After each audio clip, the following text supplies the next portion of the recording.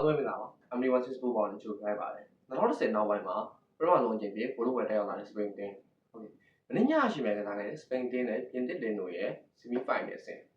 ်တော်တော်ကြီးအကျိန်နဲ့ရှိတဲ့ပွဲစဉ်ပွဲမှာ Spain team ကပြင်သစ်တင်ကိုနောက်ကိုချီဆိုရအပြတ်သက်ဆိုတဲ့ရတာနဲ့နိုင်ရပြီးတော့ကမ္ဘာဖလား final ကို2010နောက်ပိုင်းမှာပထမဆုံးအကြိမ်တက်ရောက်လာတာတွေ့ရအောင်ဟုတ်ကဲ့ဒီပွဲမှာ data analysis တွေကတော်ကြီးကောင်းတယ်လက်တင်းလုံးကလည်းကစားမတွေကောင်းတယ်ဆိုပေမဲ့ပိုပြီးခွင့်ဆုံးချနိုင်တဲ့နေရာကမ္ဘာဖလား semi final ကိုတက်ရောက်လာပြင်သစ်လိုထိန်းချုပ်ခတ်မှဆိုတဲ့အပြင်ကိုစပိန်ကခလေးလိုကစားလာတယ်တွေ့ရကိစ္စမယ်ဒီပွဲကပြောရမယ်ဆိုရင်ပွဲမစားခင်ကတော်တော်ကြီး high နေတယ်ပွဲလုံးပြောမယ်စပိန်ဘက်မှာကြည့်မယ်ဆိုလဲလက်မအရမယ်ပါတယ်ပြင်သစ်ဘက်ကြည့်မယ်ဆိုလဲကိုင်ရအောင်ပါပဲပါနှစ်ယောက်လုံးကလည်းစပိန်မှာပြိုင်ပတ်တယ်ကဲအဲ့တော့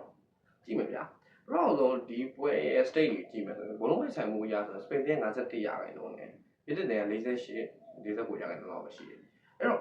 ့နှစ်တင်းလုံးကဘလုံးပိုက်ဆိုင်ကတိတ်မကွာဘူးဆိုပေမဲ့အပြန်အလှန်ထိုးပေါက်မှုကြည့်မယ်ဆိုရင်စပိန်ရဲ့အဝေးပြေးကန်တွင်းချက်တွေက10ချိန်လောက်ရှိတယ်နှစ်တင်းလုံးပေါင်းရင်ဘုံ10ချိန်ပြည့်10ချိန်လောက်ရှိတယ်အဲ့တော့နှစ်တင်းလုံးက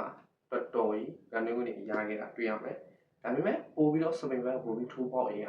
ဟိုကောင်းတဲ့အကွေးတွေမှာတုံးချပြီးပြစ်တာလေးရလာဟုတ်ရရှိခဲ့တာတွေ့ရဟုတ်ကဲ့ဝက်စားတဲ့စပိန်ကသူတို့ရဲ့ထုံးစံတိုင်း high pressing လုပ်တဲ့ကောင်းတာအတက်တွေဆိုတာတောင်တန်းတွေတကြောင်မှမရှိဘူးရှေ့မှာဆိုရင်တော်တော်ကြီးကစားဟောနေတာတွေ့ရမယ်နောက်ပြီးတော့ကွင်းလေကလည်းတော်တော်ကြီးကောင်းတယ်ပြည့်ပြည့်ကွင်းလည်းရှင်မယ်ဆိုစပိန်ကွင်းလည်းပိုပြီးအားရဖို့ကောင်းတယ်အမှန်တမ်းပြောရမယ်ပြည့်ပြည့်တဲ့ကွင်းလည်းအားနေကြတော့ Christmas မရှိတဲ့နောက်ပိုင်းမှာကွက်လက်တစ်ခုတော့ဖြစ်တာနောက်ပြီးတော့တက်နိုင်ဝင်ပြေးသွားတယ်ချူအမန်နီကိုပွဲထုတ်လာတဲ့အတွက်နီးပြကိုမေးခွန်းထောင်းမှာဖြစ်တယ်အဲ့တော့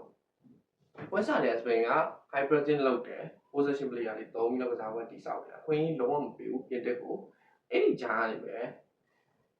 နောက်တန်းတွေကိုအချိန်ချင်းဒုက္ခပေးပြီးတော့လမိုင်းရမတရားတော့အကောင်းဆုံးကစားမှတယ်ဘာလို့လဲဆိုတော့အလှည့်ပြောင်းဘောမပိုင်းအလှည့်ပြောင်းမိနစ်22မိနစ်မှာပြင်တက်ရဲ့နောက်တန်းအားနေသွားညာကျရမဲတော့ကောင်ထိုးဖောက်လာတယ်လို့အဲ့ထိုးဖောက်လာတဲ့လုံးကိုပြင်တက်နောက်ခတ်လို့လူကတ်တက်ကနီးကဖြတ်ထုတ်ပုံမတည်မတက်ဖြစ်တယ်အဲ့တော့မတည်မတက်ဖြစ်တာဟုတ်လမိုင်းရမဲလည်းပပနန်းနဲ့ဝင်တိုးသွားချိန်မှာပန်လီပြတ်တော့မရအောင်โอเคအဲ့ဒီပန်လီပြတ်တော့မို့ကိုပူရန်စပန်ကအကောင်းဆုံးဆုံးတော့တယ်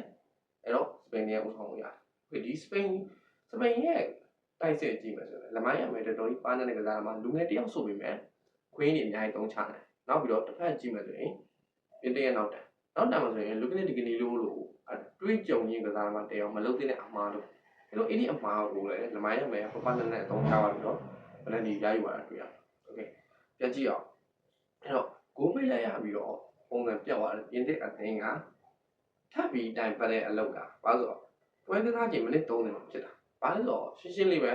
ပြင်တဲ့အကောင်းဆုံးကစားမှာကန်စစ်မှာဦးဆောင်နေတဲ့ကစားမှာလို့ပြတဲ့ဇာလီဘန်နဲ့ရပြီးတော့ဝင်းနေမှာလူစားလဲလာတွေ့ရတယ်အဲ့တော့အဒီအချက်ကလည်းပြင်တွေ့ရဲ့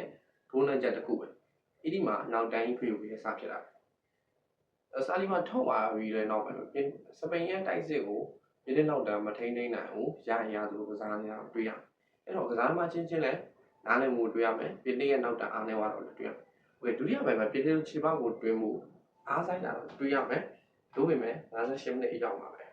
စပိန်ကပွဲကိုပြန်လဲဆုံးမှုပြီးတော့58မိနစ်မှာဒယ်လီအောမိုရဲ့ပေးပို့မှုနဲ့အတူအဲ့ဒီပေါ်ထူအပ်ပဲဒုတိယကိုထပ်မှန်တွင်းခဲ့ပတ်ထရိုကိုကြည့်မယ်ဆိုရင်လည်းတော်တော်ကြီးကောင်းတဲ့ကစားသမားနောက်တန်းကနေရေတန်းထိလာပြီးတော့ပြင်လေးကိုဟောကိုချိန်ချောင်းမှုတွေပြုလုပ်ပြီးတော့ကိုတွင်းသွားတာတွေ့ရမယ်အဲ့တော့ဒုတိယကိုတွင်းလိုက်ချိန်မှာစပိန်ကအေးဆေးပွဲကိုထိန်းချုပ်ပြီးကစားပါတယ်ဆေးနဲ့အေးလည်းပဲကစားသွားတာတွေ့ရမယ်အဲ့တော့ဒီပွဲကတိုက်စစ်တော့မကခံစစ်မှာပါတော်ကြီးကောင်းခဲ့တာတွေ့ရမယ်အနည်းနဲ့ကျွန်တော်ပြောခဲ့တဲ့စပိန်ကခံစစ်ဟာကွက်ရှိတယ်လို့ပေမဲ့ဒီပွဲမှာအေးဒီဖြူသူတို့ကြောင်းလဲနိုင်ခဲ့တာတွေ့ရမယ်အဲ့တော့အကောင်းဆုံးဖြည့်စွမ်းပြပြီးတော့စပိန်ကပဲဝက်ဖလာဖိုင်နယ်ကိုတက်ရောက်ဒီဘက်မှာစပိန်ဘာကြောင့်နိုင်လဲဆိုတော့ရှင်းရှင်းပြောမယ်နီမီဟာဘိုင်းကကြည့်မယ်ဆိုရင်တော့ပထမဆုံးချာရိုဒီကကွင်းလယ်မှာကစားမတွေဦးဆောင်နေတာတွေ့ရမယ်ပြည့်တဲ့ကွင်းလယ်လူတွေဖြစ်တဲ့ရာဘီယောနဲ့ချူအမန်နီကလည်းမကြော်နိုင်ဘူးစပိန်ကွင်းလယ်အဲ့တော့ကွင်းလယ်ပြည့်တဲ့ကွင်းလယ်ကလည်းဘလုံးတွေကိုလိုင်စင်နဲ့အချိန်စမမိတော့တွေ့ရမယ်တို့ပေမဲ့စပိန်ဘက်ကြည့်မယ်ဆိုရိုဒီကတိုက်စစ်ကိုပို့ပြီးတော့ပံ့ပိုးနိုင်တာတွေ့ရမယ်အဲ့တော့ရှင်းလေးပဲပွဲတံမှုကိုတော့စပိန်ကအကောင်းဆုံးလုံးချလာတွေ့ရဒုတိယချက်ကပြင်တဲ့ကမ္ဘာ့စဉ်တိုင်းစစ်တွေပြန်ကလင်းအမောက်ပြီးတမ်ဘီနဲ့ဦးလီစီ3ယောက်လုံးကိုစပိန်ကန်စစ်အကောင်းဆုံးပိတ်ဆို့ပါတာကိုတွေ့ရမယ်ဒါပေမဲ့ပြင်တဲ့မျောလင်းချက်ဖြစ်တဲ့ MRP ကတော့စပိန်ရဲ့ညာနောက်ကခုလုံး မှာ trophy ကစားတယ်ဆိုပေမဲ့စပိန်နောက်တန်းတော့အကောင်းဆုံးပိတ်ဆို့သွားတာတွေ့ရမယ်နောက်ပြီးတော့အဲ့လိုပိတ်ဆို့မှုနဲ့ပဲတင်းတင်းတင်းကဂိုးပေါက်ကနေချင်း2ချိန်ရှိခဲ့တယ်ဆိုပေမဲ့စပိန်ဂိုးသမားအကောင်းဆုံးကာကွယ်တာတွေ့ရဒီပွဲအနိုင်ရလက်ကြောက်ပဲနီးပြကွန်တီရဲ့စပိန်တင်ကရှုံးဝန်းမရှိစံချိန်နဲ့ဖိုင်နယ်ကိုတက်ရောက်ပါတယ်2010ခုနှစ်နောက်ပိုင်းမှာပထမဆုံးချိန်နဲ့ဖိုင်နယ်တက်ခဲ့တော်ကြီးကောင်းတဲ့အတင်းလို့လည်းပြောရမယ်အဲ့တော့ရှင်းပဲဖိုင်နယ်တက်ပါဆိုတော့အာဂျင်တီးနားတို့မဟုတ်အင်္ဂလန်တင်းနဲ့တွေ့အဲ့တင်းနဲ့တွေ့မယ်စပိန်ကပဲချန်ပီယံဖြစ်မလားဆိုတော့စောင့်ကြည့်ရ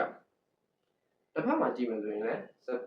တင်းတင်ကဝင်းလည်အားနေတာတွေနောက်ပြီးတော့ဆာလီဘာရဲ့တိုင်အပြဿနာတွေကြောင့်ဒီပွဲမှာရှုံးပေးလိုက်ရတယ်ဝင်းလည်ရဲ့ပတ်မှုမရှိဘူးအမဘေးရဲ့တိုက်စစ်ရလည်းအတက်မပုံဝင်တဲ့အတွက်မှာစပီးဖိုင်နယ်မှာပဲအိမ်နယ်ခဲ့ရတယ်အဲ့တော့တတိယလူပွဲမှာစပီးဖိုင်နယ်မှာပြုံးမဲ့တင်ကိုစောင့်နေရမှာဖြစ်တယ်โอเคအဲ့တော့တင်ငယ်ချင်းတို့ရောဒီပွဲကိုဘယ်လိုမြင်လဲဆိုတော့ကောမန့်မှာဆွေးနွေးသုံးသပ်သွားပေးလို့ရတယ်โอเค